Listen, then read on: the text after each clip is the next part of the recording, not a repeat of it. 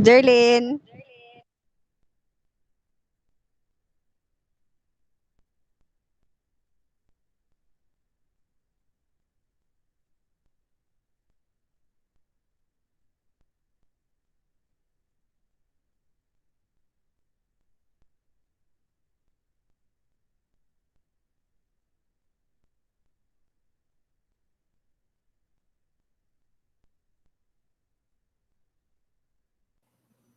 Okay, so good afternoon.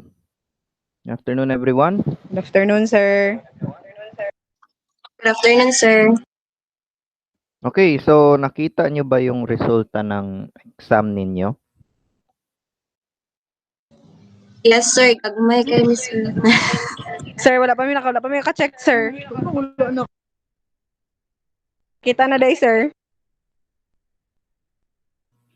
So, asa man dito inyo hang medyo nagkaroon kayo ng confusion.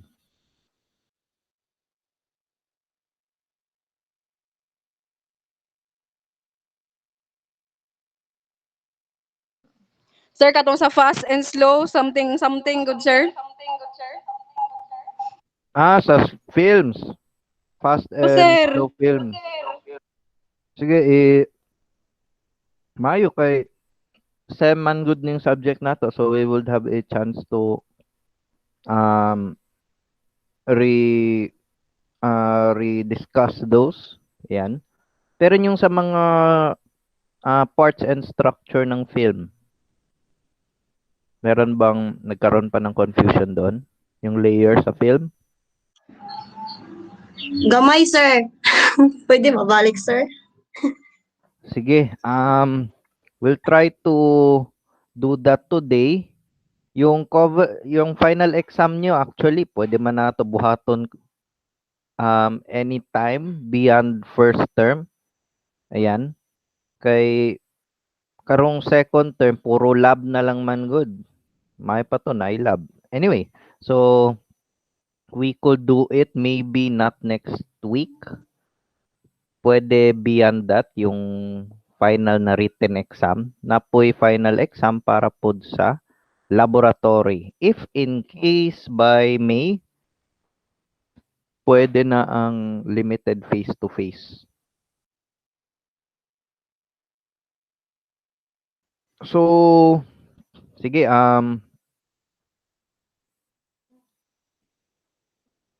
I will discuss about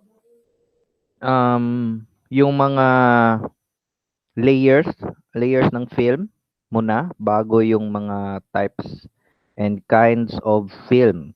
Kay basin wala mo nagtanaw siguro sa video discussion, or if wala jud nangangalang jud ta didto.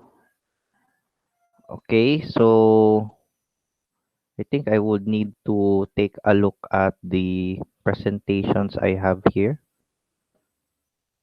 Ayan. By the way, yung mga videos na kanang gi-upload na ako sa ULOD, that is basically an intro for the laboratory, specifically yung dark room. Ang purpose man gud sa dark room is for unwanted light na ma-block. Mo ginatawag na dark room langan. So, wala ba, nakasulod na ba mo ato sa dark room? Tong sa laboratory? Wala pa, no? Wala pa, sir. So, ang nasa laboratory kasi or sa photo lab, meron yan siya tinatawag na dark room kung saan itim talaga. Ang pintura, ang halos lahat, itim. And when we would use that, hopefully, kung dili mo sa motong bagong strain, I think it's yung Saudi na strain. Yan, meron na kasi sa Pilipinas. So, if things still go well by May or April, you'll have a chance to enter the Dragon. Yan, enter the dark room. Sa dark room, doon tayo magde-develop ng film. Na may digital camera pero dili kato ang kinahanglan nato na discuss mainly because it is about the film camera. Okay? So, ang nakikita nyo sa screen ninyo is yung layers or structure ng film. So, as what you would see there, ano nga yung nakalagay dyan na top layer? Miss kinsabay na apa. Si Miss Catalan, can you recite ano yung mga parts and structure niyang black and white film as what you can see there? Top coating. Top coating, Yes, emulsion layer. Ano yung top coating? Yan, ano yan? So, based sa imong presentation, sir, it is a scratch-resistant coating, also called gelatin coating, an overcoating composed of a thin, transparent layer of a hard gelatin, which help protect the silver halide emulsion from the scratches and abrasions. The hard gelatin, which is derived from the cows, contains sulfur. The sulfur is very compatible with the silver halides. Okay, sige. Thank you. Next, naa si Patek. Can you please recite ano yung anti-halation backing?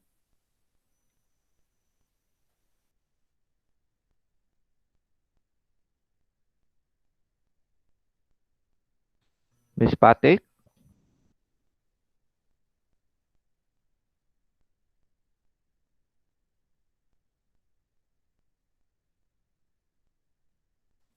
Naa ba si Patek? Ayan. Sir, Nakikita mo yung nasa screen? Can you ano see sir? yung anti-halation A black dye. backing? Applied on the rear surface of the film. Its function is to... Sir? Nagbasa na Yes. ako, sir. Yes. Ang anti-halation backing, a black dye applied on the rear surface of the film.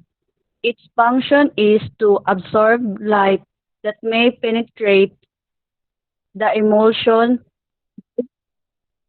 Na, sir. Opo, sir. Okay, thank you. Oo, sir. Nagbasa na ako, sir. Ini ang signal, sir.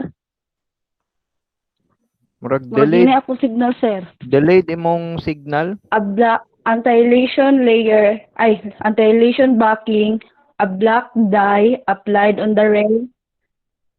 Oh, sir. A black dye applied on the rear surface of the film. Its function is to absorb light that may penetrate the emulsion, thus making the image sharper since it surfaces double image. It prevents halo formation in the photograph. The black dye is removed during processing by one of the chemicals in the developer. Its second function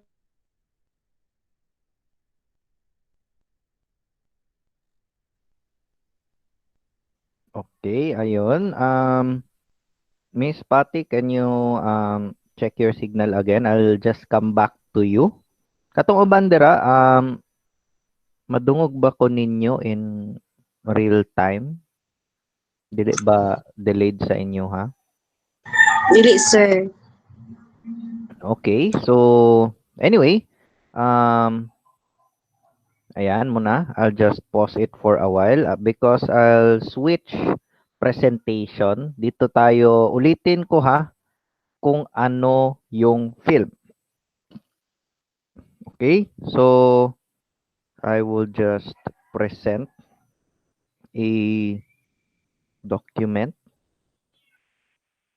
Ayan. Okay, can you see the presentation? Kita ba? Yes, sir. Yes, sir. Yes, sir. Yes, sir. Okay, so ganyanin ko na lang siguro because I might have students or may mga estudyante na Kana sulod. Nya di na ko ma somehow ma-enter. Kinsa to nag-raise og hand? Yes, Mr. Vallejos. Sir, dili makita sir sa kuha. Dili makita. Presentation. Yung sa iba dyan, can you see it? Others, can you see it? Yes, sir. Yes, sir. Yes, sir. Ano ba yan? Sige, sige. No, sir. No. Di makitaan, Mr. Marondan. Hanap, sir. Hanap. Yes, sir. Okay na, sir. Klaro Okay man, na, sir. Okay na, sir. Okay. Please turn off your microphone. Okay, so I'll start presenting with light-sensitive materials. Okay, you can just raise your hand if you have questions. So, ang film yan, sinabi ko na last time, itong film, yung nakikita nyo, transparent cellulose nitrate. Mauna ang itsura niya, as you can see there. Pag ang film na expose sa light, such as that one, mag-change ang color. Samot na kung naay chemicals na ma-apply. Kay tungod acetate na, acid ang composition pod sa iyang kanang glossy surface. So it easily reacts to any liquid, especially also when it is exposed to light. So flexible na sila, but I suggest you don't fold it. Once na makagunit mo na, which hopefully, kung pwede by the next 2 months or after 2 months, makagunit jud mo kay lahi man jud kung makagunit mo ana. Okay? So, yung film, it's light sensitive. Ang base niyan is rough. Okay? Dili man siya smooth siya pero dili siya glossy. Kanang dili siya shiny. Anyway. So, yan ang film. Yung nakita nyo kanina, let's go back. Yung nakikita nyo na container niya, kung saan nasa loob yung roll ng film is a film canister. Okay? Yung film canister dyan, kung makita ninyo akong mouse pointer na ay murag protruding na murag ba na circular in diameter or circular, dyan natin i-connect sa loob ng camera naman ay murag housing ana sa sulod na kung asa dira isuksok ang film canister together with the film, of course. Yung initial portion dyan sa film na medyo manipis, you call that the film leader. Kung saan yung film leader ang i-connect natin or i-attach natin sa tinatawag na film sprocket. Yan. Kanang mga butas dira, kanang mga bangag dira, you call that sprocket holes. Both sides yan. Both sides. Square ang shape. Diyan, ang purpose kasi niyan, sa loob ng camera na ay mga sprocket holes or sprockets na kung asa exact same size yan, pwede ma-insert yang mga edges or both edges ng film. Standard na regardless of brand ng film or ng camera. So, the next portion ng film leader is yung mismong main film or yung mga slides and yung mismong slides ng film. Okay? Lahat ng film sa buong mundo, lahat ng mga manufacturers, 36 slides or 36 frames ang isang film. Regardless kung anong ASA rating, I think you're familiar with ASA. Regardless sa ISO rating or DIN rating, lahat ng film manufacturers, sa bawat loob ng isang canister, 36 jud na nga frame. Or kanang murag square, 36 possible images ang pwede ma-develop. Okay? So, Yan, nakikita nyo dyan, dark brown. Medyo bago pa lang yan siya na-expose sa ilaw. Okay? Once na ang film, kanang nakita ninyo, ma-expose na sa different chemicals, it would change its color. As if yung na-remember ninyo, kanang ginatanaw ninyo na negative. Yan. Yung negative, again, subjected already to exposure sa light and the chemical process involved. Yan. Okay? So, film pa yan siya, primarily kung wala pa siya nagamit or wala pa nimo siya na-develop. Okay, so, di ba may black and white films? Tulo ka layer ang black and white films. So, yung components niyan, yung pinakababa, yung base. Same sa colored film, may base yan siya. Okay? Paper base. Yan, or paper-oriented base. Ang tunga na portion, gray or anti-halation backing. Katong gi-recite ni Patik, pangula niya na tiwas, mao na ang gray layer or anti-halation backing. Okay? Naman na sa module ninyo, you can just double check your module. And then, sa taas, merong emulsion. Yung, dahil black and white are not colors, di ba? Sinabi ko yan, they are shades. Yan. Absence of all colors is black. Presence of all colors is yung white light. Okay? So, for example, may image na magre-reflect from the lenses and from the camera onto the film. Yung emulsion kasi siya yung magre-receive para yung imahe with the action of light maging permanent sa loob ng bawat frame ng film. Okay? Yan ang purpose ng emulsion. Bakit medyo may gelatin? Bakit nagre-react siya kapag nahayagan? Okay? So, yan yung purpose. Emulsion layer. As what you can see, ang emulsion layer, meron yan siyang silver halides. Kanang murag rock salt pero flat. And then, made up of silver nitrates. Ayan. Of course, with silver halide crystals.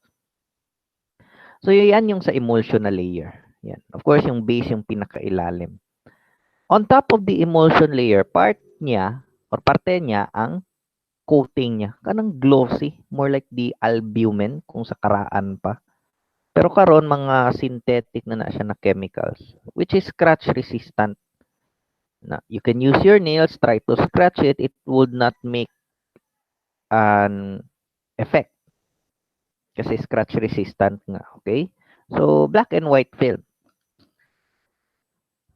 Yung emulsion, di ba? Sinabi ko, may crystals, silver halides, and gelatin layer. Yung gelatin, marag sticky man na somehow composed with yung egg white.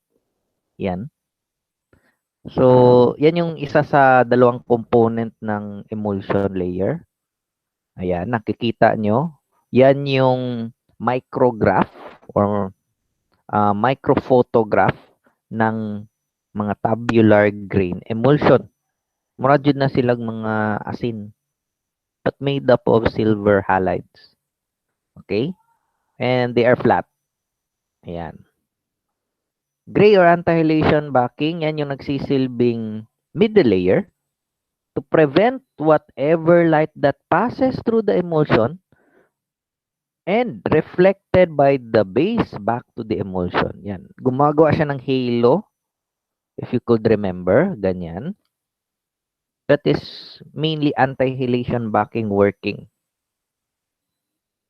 Okay? Base made up of plastic material serves as a support to the emulsion. Yan. Characteristics ng black and white films, ayan. You can just take a look at it. Ang grains or yung granularity niyan compared sa colored films, iba. Medyo mas marami dito because it's black and white films. Colored films because there are actions of light from different wavelengths kaya may color. So, yung granularity doon somehow mas pino. Ang granularity sa black and white films Yan, metallic silver grains that are formed after development of an exposed film. Yan. Okay? So, yan, ASA, DIN, ISO is sort of a review. ASA, arithmetic. DIN, logarithmic. Combine them both, ISO. Yan. So, anong ginagamit sa laboratory? We are using a combined ASA. Yan yung primary, actually. Yung ISO, we don't let students use ISO. Okay? ASA yung ipapagamit, hopefully. Pero, throughout the history sa laboratory, even during my time, tong estudyante pa ko, ASA ang ginagamit namo na film according to emulsion speed. Asa dira nga film ang somehow suitable. Yan. Kung black and white, we use ASA 100. For colored films, that's around 400 to 800. Yan, or 400 pataas. 200 is very rare. Pero kasagaran man gud ana is yung middle portion. Yan. More of black and white. ISO, yun, hindi namin pinapagamit because it is somewhat expensive and very rare. Yan. I think this is in your exam. Can you see it? 'Di ba nasa exam na? Yes, sir. Yes, sir. Okay. So, kabalo ko na naglibog na or na confused. Lain kay paminaw ng libog. Okay? So, when we say blue sensitive, sensitive sa UV ug blue rays lang mang. Okay? Again, blue sensitive, UV rays ug blue color rays only. Kung ortho, yan, UV, kauban ang blue ug green. Pag panchromatic, UV, unya, primary color. Mao na ha. Kabalo man mo say primary color, blue, green, and red, BGR. Kana, BGR. Panchromatic. Yan yung film. Pag infrared, tanan. UV rays, all colors, bisan dili primary color. And of course, including infrared rays. Obviously, infrared film. Okay, napabay confused ana or nabay somehow naglibog ana or somehow nagkamali yun ang term during exam. Meron ba? Okay, sige. Kung walay reply, okay. Let's proceed. Yan. Granularity, may rule tayo dyan. The lower the emulsion speed rating, the finer the grain. Okay? So, kung ASA 100, mas pino compared sa ASA 800. Kana. Okay? That's understandable when it comes to granularity. Color films, multi-layer, pero may action na ng different wavelengths. Okay? Still the same with regular films sa black and white. Stack gihapon sila. Okay? Top layer, sensitive to blue light lamang. Pinapadaan niya or pinapapas niya ang red light and green light. Sa middle portion between the top layer and the middle layer, merong Carrylea silver, yung yellow filter. Yan. So, it absorbs blue light, yan, and freely passes the green and red light. Okay? Parte gihapon na sa top layer. Pag abot na to sa middle layer, sensitive na siya sa blue o green na color or blue o green nga light. So, ang may tabo, ang red wavelength or red light na ray, mo na lang ang makatungtong paabot sa bottom layer. Yan. Yung bottom layer, panchromatic, pasabot ginablock na niya or sensitive na siya, including the red color. Yan. Tanang primary color including the red color. Ayan. So, yan yung sa color film. I will show you a graphic representation. Ayan. Still the same. Scratch resistant coating, emulsion layer. Ayan. You still have the base. Ayan. So, ayan. Mas makikita nyo, mas makaklaro ninyo. Okay? Maya, i-discuss na ako ang digital photography kung di mo malain siguro or di siguro mo mag-wild. Ayan. Anyway, so let's proceed. Ayan. I think I've shown that last time. Anyway, kinsa gani itong nagstorya gani yung mga nahirapan yung questions, mga questions na medyo confusing sa inyo ha. Sa pagganito. Aside sa film. Ay, okay na dra sa lang sir sa film sir. Okay. So, I think wala yan, yung negative at reversal film. Anyway, just take note of the prefix and the suffix ha. Negative, color ang gamit. Pag reversal film, ang prefix na is chrome. Or somehow transparent ang term sa chrome. Okay? Photographic papers, yan. May confusions about the meaning of a print. Na by confusion na. Okay, so marag wala. So I'll proceed next. Yan, basic layers. I think nasa sim nyo din to sa module. Emulsion layer, dyan yung silver halides. Yan yung parte ng top layer. Baryta layer, still part of the top layer. It is the gelatin layer containing baryta crystals. Ang purpose sana is to increase the reflectivity ng image at ng paper towards the one using it or to the one looking at it. Para mas tinaw ang image na ma-form. And then, of course, you still have the base. Which ang base, meron niyang single or double weight classification.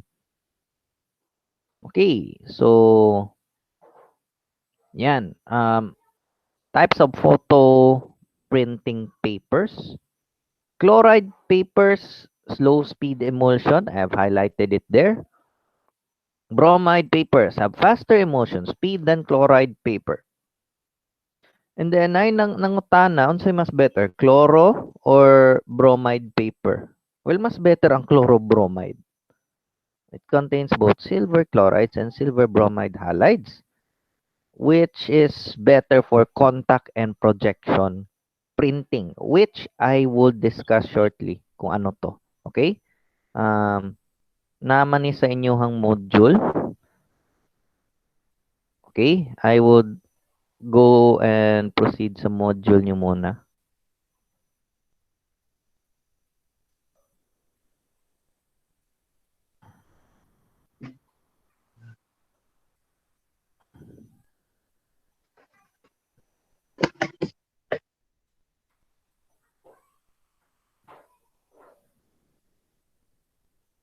Okay, so proceed tayo sa types of printing. It's part of the chemical processing. Okay, so klaro ba? Klaro ba tong sa module? Ayo, maklaro ba? Yes, sir. Yes sir, yes sir. Okay, anyway, back to contact printing. And yung isa, the other one is projection printing. I'll explain that. Okay? So, printing is the term used sa photography, especially during chemical processing, kung saan yung positive image galing o yung nasa negative, di ba? Kay pag humana to og tuslo sa negative or katong mismong film sa chemical, once it is subjected to chemicals, ayan, and then napaughan na, maklaro na nato ang image na form sa negative. Mao na natong time na makita na ninyo, spread na ninyo ang negative, and then ginatan-aw ninyo, ginatungod ninyo sa suga kung unsay na form na image. So yan yun. After that, it is time for your negative na kung saan may positive image, i-expose na natin at ilalagay na yung imahe papunta sa photo paper. Ayan. So, that is the process of printing. We have two types of printing. First is yung contact printing. Ayan. So, anong nagagawa ng contact printing? Obviously, yung contact print. Yan yung produkto niya. A print made with the negative in contact or held tightly against the photo paper so that both print and the negative are on the same size. Yan. So, anong proseso ng contact printing? Ayan. It is placing a sheet of printing paper in direct contact with the negative. Ayan. So, directly na i-contact. Mao nang pinakadali, pinakasimple, pinakatipid na type of printing. Okay? So, ayan. Let's show you an example of a process. Ayan. Yang nakikita nyo sa screens ninyo, kanang, actually, they're already negatives kasi na-subject na yung film sa chemical. You would put it in a contact printer. Kanang murag idikit jud ang negative sa photo paper. Ang purpose sana is to have the same size. So yan. Diguntingan na nila so that it would have completed or it would have the same size as the whole photo paper. And then they would close that glass partition, and then they would subject it to exchange or somehow projection and printing ng image papunta sa paper with the action of light. Ayan. So, murag, idikit jud na nila ang negative og ang photo paper. Sa projection printing, that is what we would hopefully teach you. Ayan. It is the process of making photographs or positive prints by projecting the negative using a projector and putting it in a photo paper. The thing is, nagihapoy action of light, murag gina-project nimo ang imahe padulong sa photo paper. Na, and then, kabalo man tagamay man jud ng negative, na ay mechanism sa enlarger na kung asa, i-enlarge niya ang mismong imahe. So that it would fit completely on the photo paper. Ayan. So, I think I would show you some videos. Yan. Or I think ang video nasa LMS ninyo. Nakita na ba ninyo tong video sa LMS? Not yet, sir. Okay. So, na mga videos dira. I got that from the official channel nung supplier sa UM. It's Ilford. They are actually explaining how to really create or replicate photo and film development. Ayan. So, hopefully that will be on the second term. Advantage ng projection printing, yan. Yan yung normal talaga actually na ginagawa projection printing atong buhaton. Contact printing, we have an equipment but it's not economically possible kay nata equipment pero guba. Yan. Projection printing is actually yung mas realistic kay meron talagang chemical na napakarami. Sa others, yung mga bago lang dating, anyway, this is recorded. I would post this hopefully within the day. So, ayan, nabasa nyo na yung advantages sa projection printing. That's what you would see there. Cropping is possible. Tungod kay na ay setting or na ay kanang twist knob sa enlarger, na kung asa pwede nimo ma-enlarge or mapagamyan ang imong image from the negative. Ayan. Dodging, again, please take note, dodging is blocking a portion of the light when printing a photograph so that an area of the print will be made lighter. Ayan. Burning naman is printing in, providing extra exposure with the action of light. Okay, so I think you might not really understand it. Paano yung ginagawa? Ayan, through an enlarger. Projection printing gamit enlarger. Contact printing gamit atong murag tray. Yan. Actually, it's a collapsible tray. Anyway, dito sa enlarger naman, kita ninyo ning asa akong mouse cursor. Can you see where my mouse pointer, I mean? Yes, sir. Yan. Yan yung photo paper. Okay? Yan yung photo paper. Yung action of light, yan.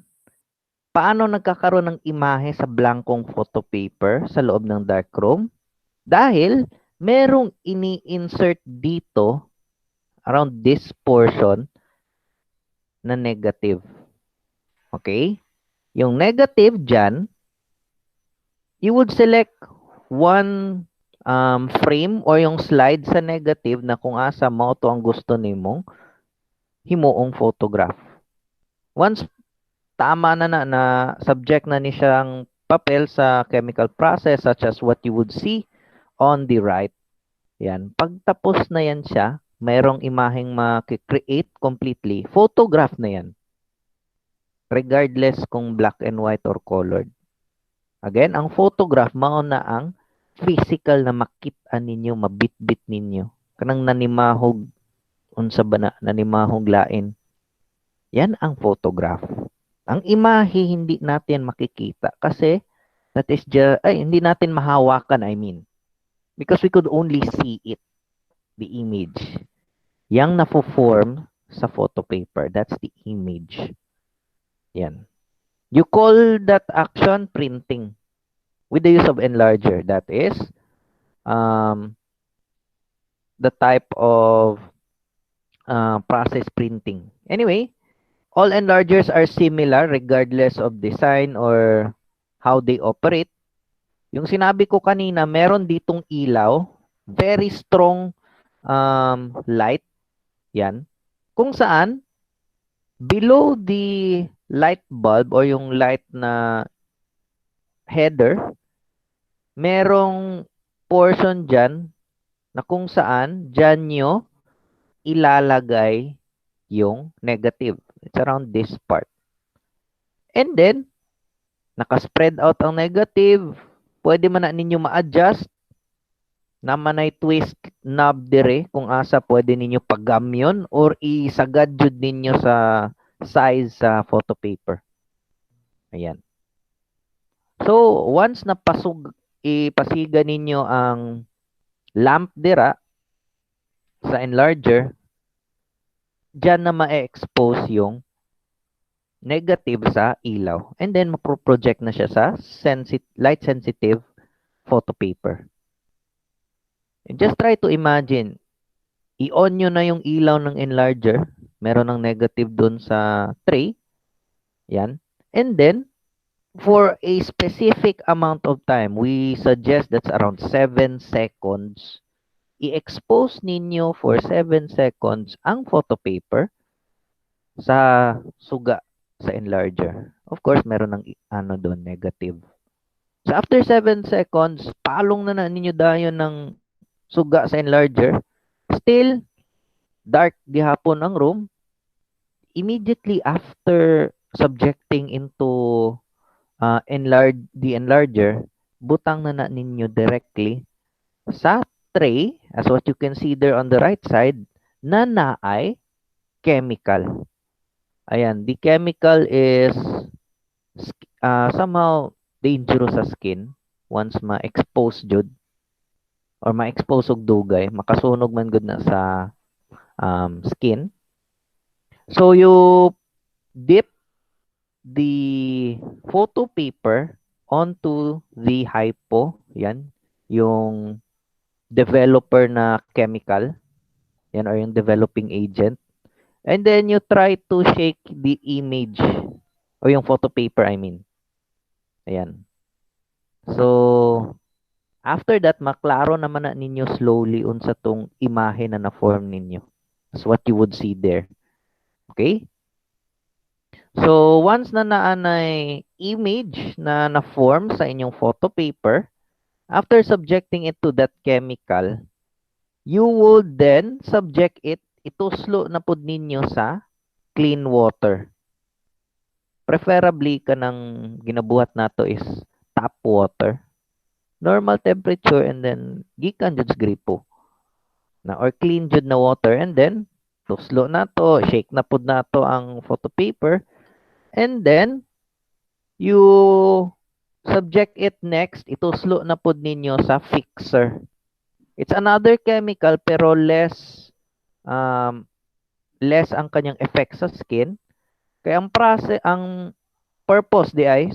purpose sa fixer is to fix the image.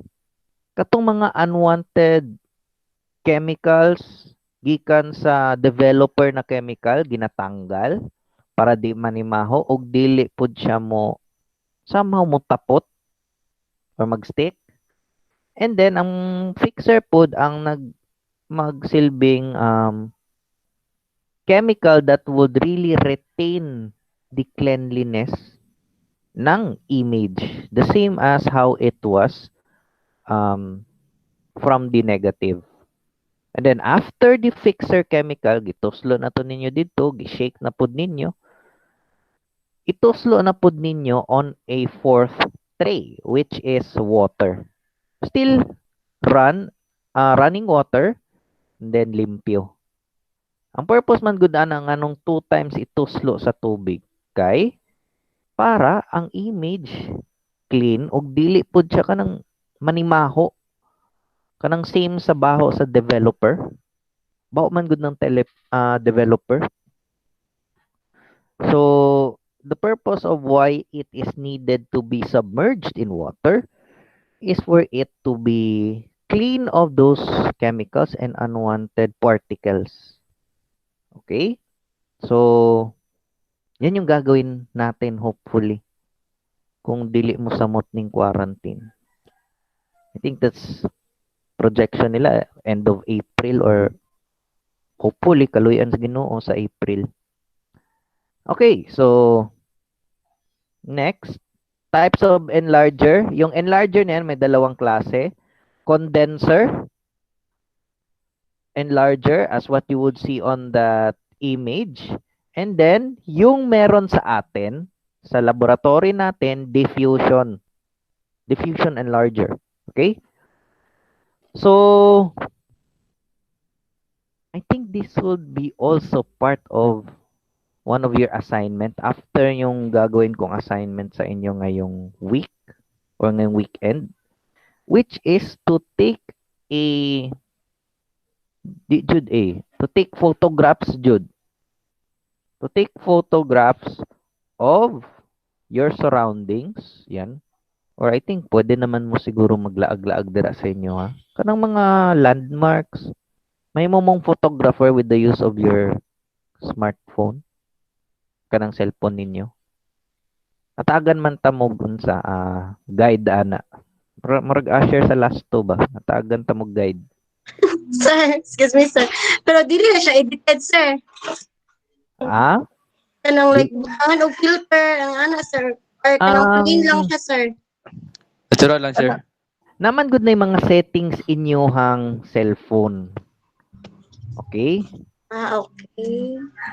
Nanay settings sa inyong cellphone. Okay? Like for example, yung kinsay familiar sa cellphone ninyo, kanang setting na magbutang mo og grid sa inyong camera. Kanang while taking a photograph na ay grid.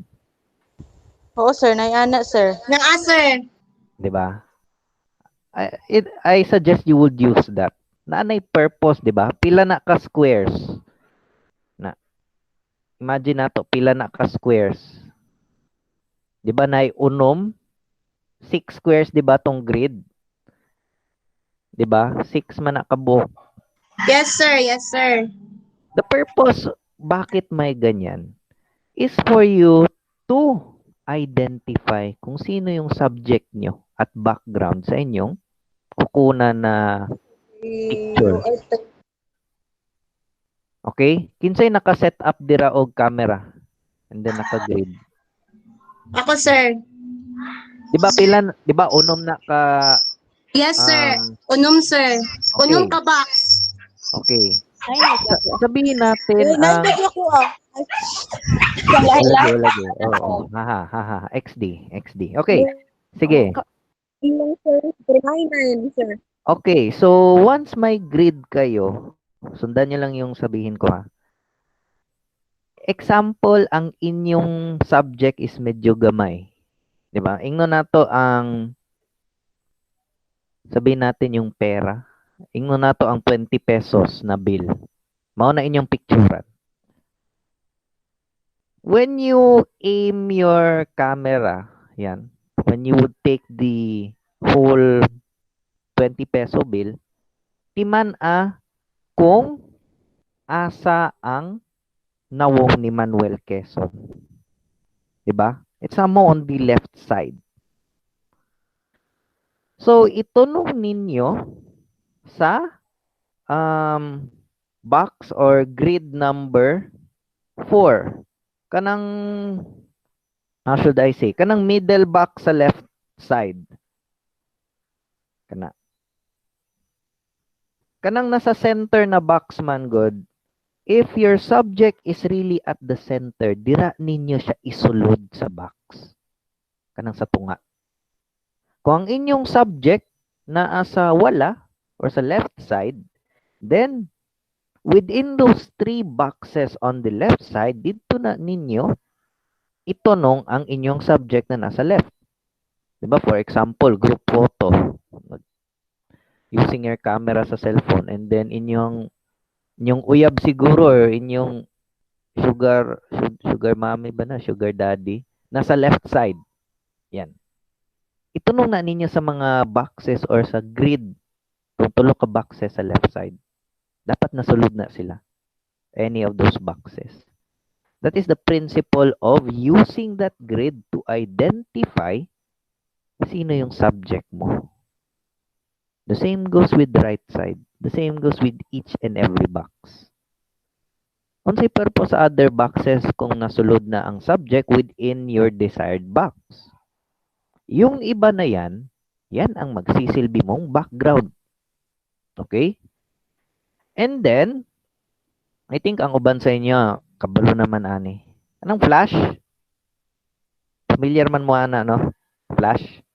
Yes, sir. Okay. So, timan bago ninyo i-take ang picture, timan kung ang inyong background. For example, outdoor. So, less ang chance mahimo or magka-flash tayo. Timan kung daghang clouds or kanang gitabunan jud ang sky sa clouds. Yan. Even on that instance, hindi kayo magpa-flash. Preferred ang flash pag indoor or outdoor na limited ang ilaw. Okay? Naiuban sa inyo, mag-flash yun niya. Sa paghihapon ka ng hayag, pagod. Tanaway niyo ang mga pictures ana. Magikuha na ni Lord ang mga nasa picture. Tungod kay ang flash would somehow add up to the existing light na nasa image ninyo. Kana. Okay? So, basics pa lang to. And then, I have shown a video about f-stops, yung mga F numbers. Are you familiar with that? Naman na sa LMS. Yung aperture settings, it is also in your camera. Ayan. So, I think I would share you a video. Yan. Let's share the LMS tab.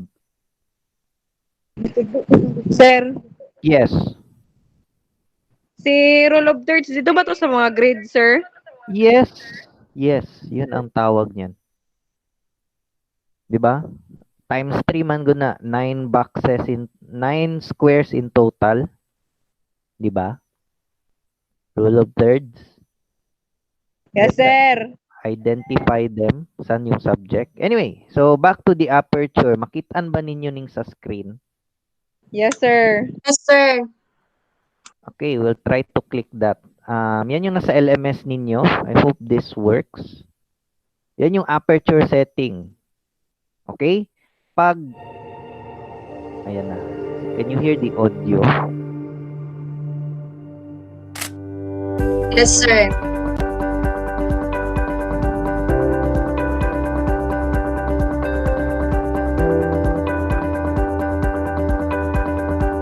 Yan. It controls how much light enters the camera. Measured in f-stops. Yan. So, let me pause for a while. Okay? Yan. Yung nakikita ninyo na tatlo, we have 2.8, we have 5.6, and F11. Okay? My question is, kung ang inyong background, of course, nandun yung subject ninyo, is dim or very much limited yung ilaw, asan dyan sa tatlo ang gagamitin nyo? Is it 2.8? Is it 5.6? Or F11? F11, sir? F11. Again, kung hayag, or again, kung ang inyuhang subject or yung background ng subject niyo is hindi well lit or dili hayag. Dili hayag ha. 2.8, sir. 2.8, sir. F2.8. Okay, so again, ang concept sa aperture, the lesser the light source, the bigger the opening. Yan. Pag malakas ang light source, the smaller the opening. 'Di ba? Ayaw natin na yung kukunan natin ng imahe, kukunin na rin ni Lord. 'Di ba? Lain pud kayo mo subject hayag kayo, mas puti pas Koreano. So, yun, tama. F2.8.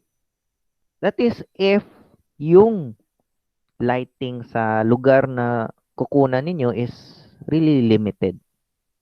Pero ang standard man gud ana is F5.6. Yung standard talaga yung default setting. I think you can check that in your camera sa cellphone ninyo. Tanawan ninyo ang aperture setting. Yan. Kung inyong cellphone is Samsung, naman na sa image details kanang sa camera, kanang mga gikunan ninyo na photos, daghan man na kay ga-selfie man mo kada adlaw. Tulog, libang, kaon. 'Di ba? So you could see the aperture setting in your cameras every time you use your camera.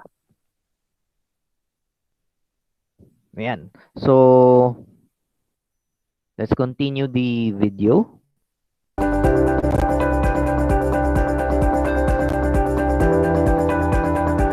Yan, it used to control the depth of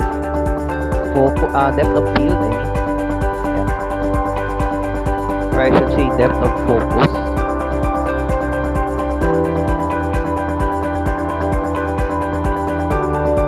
Ayan.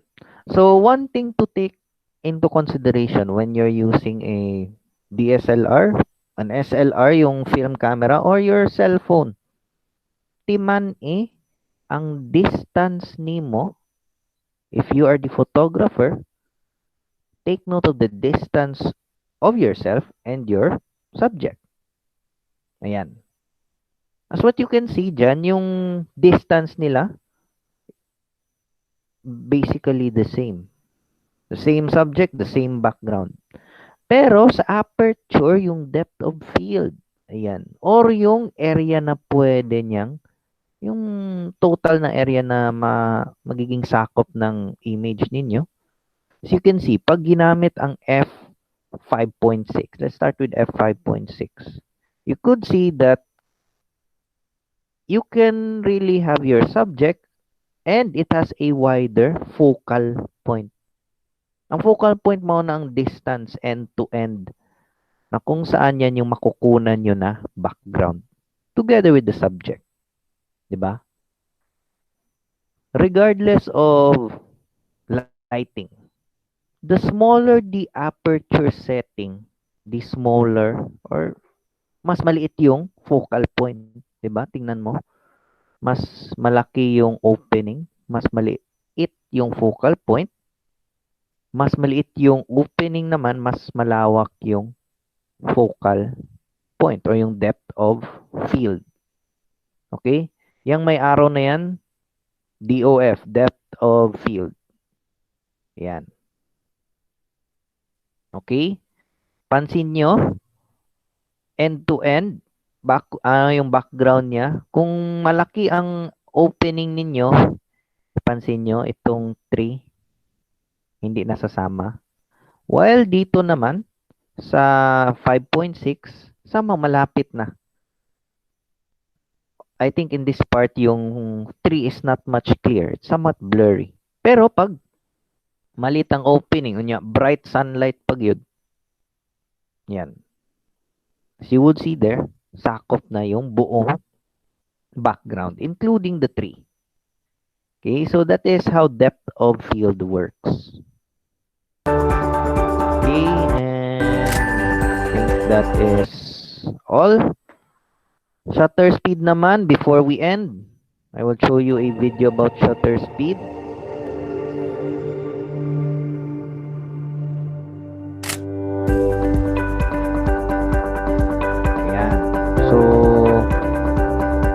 Shutter speed, yan yung example niyan, leaf shutter.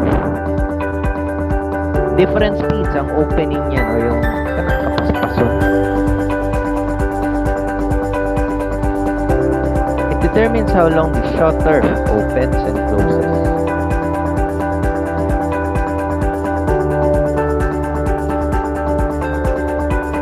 So, let's fast forward. Yan. So, before we end, I'll explain this. Pag yung opening nyo o yung shutter speed ninyo masyadong mabilis, 1 of 2/50th of a second, very fast shutter speed, mas maklaro ninyo ang moving or kanang mga subjects na with motion or in motion. The slower the shutter speed, yan ang mangyayari. May motion blur. Kung ang shutter speed ninyo pas-pas, it is desirable for sports photography such as car racing, basketball, and kanang mga sprint or dagan. Diba mo ang mga photographer sa basketball, nganong murag nag-pause sila sa ere? Diba? Because they use fast shutter speed settings. Okay? 1/8 is 1/8 of a second, 1/50th, and then mas nagiging mabilis yan, the higher the number. Okay, so I think that's all for today. Okay, so are there any questions, guys? Wala, sir. Wala, sir. Sige, so You just read your Yes, sir. module, yung ULOD. Ayan.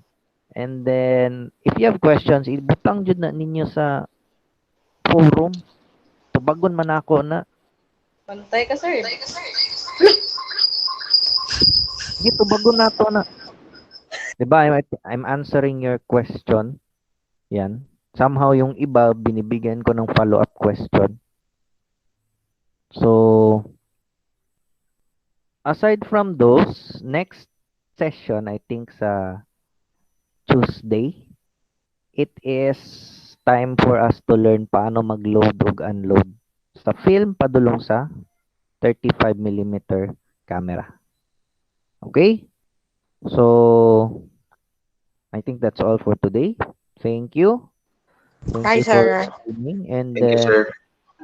Bye, sir. okay, bye-bye. Thank you, sir. Bye, Pod. Bye-bye. Good morning, classmates.